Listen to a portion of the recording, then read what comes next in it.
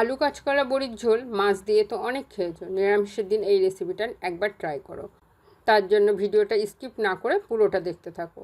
নমস্কার, সবাই কেমন আছেন? কেয়ার ঘরকন্যায় সকলকে স্বাগত।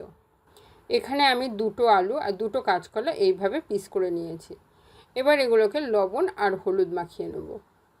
এদিকে কড়াইতে তেল বসিয়েছি, তেলটা গরম হয়ে গেছে।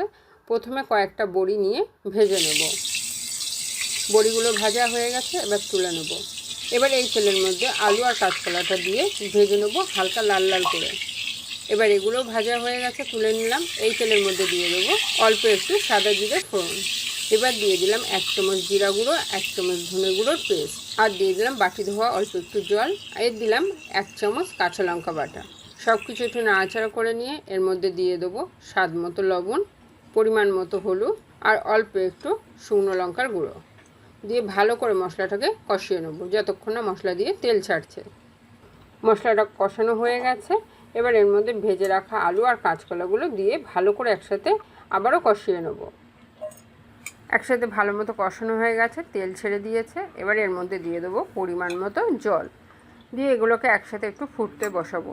কড়াইয়ের ঢাকনাটা দিয়ে দেবো 7 থেকে 8 মিনিটের জন্য। আঁচটা কিন্তু একদম লো আছে রেখে দেবো।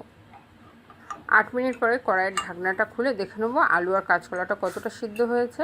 এখানে কিন্তু ভালো মতো সিদ্ধ হয়ে গেছে। এবার এর মধ্যে দিয়ে দিলাম 2টো কাঁচা লঙ্কা, আর দিয়ে দিলাম ভেজে রাখা বড়িগুলো, দিয়ে একসাথে এগুলোও আবার 2 থেকে 3 মিনিট একটু ফুটিয়ে নেব।